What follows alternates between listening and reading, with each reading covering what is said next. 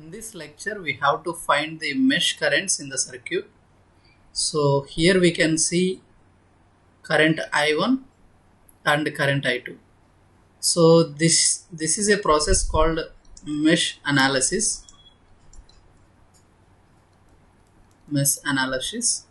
So here we have to find the current equations, and then by solving those equations we can find the current I1 and I2.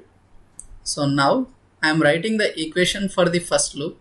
Let us think this is current I1 which is entering this 5 ohm resistor, and again it is entering this 10 ohms resistor. Okay, so here you can see I2 is also entering the 10 ohm resistor. So now I am writing the equation. How to write this equation is, so first I am starting from here 5 ohms. So 5 into I1 plus 10 into I1 minus I2.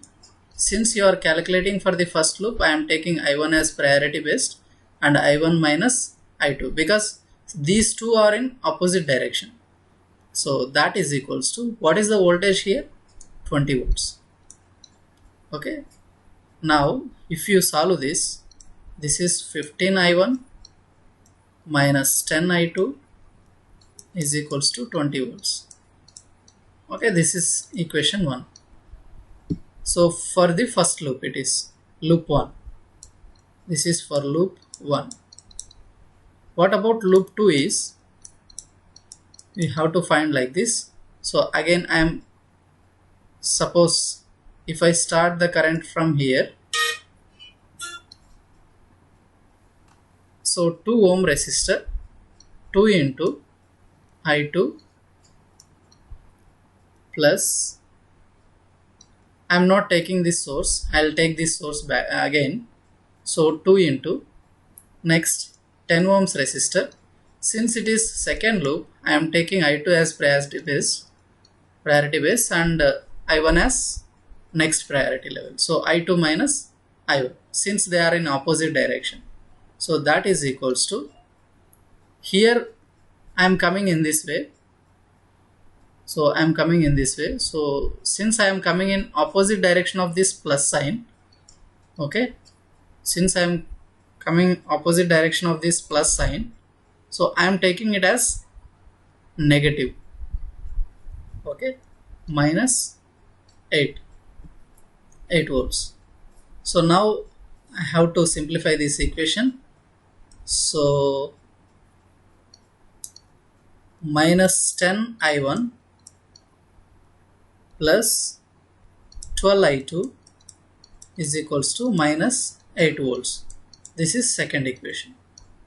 So now we have to solve these two equations and we have to get I1 and I2.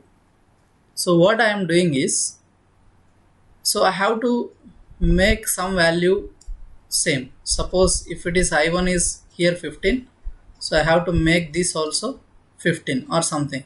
So multiplication factor should be some constant, but I have to make it same value. So first, now I am multiplying equation 1 with 2 and equation 2 with 3. So now you can see the circuit. So see the equation now. So 30 I1 minus 20 I2 is equals to 40. This is, let us think, this is third equation. I am multiplying equation 2 with 3. So that you can see minus 30 I1 plus 36 I2 is equals to minus 24.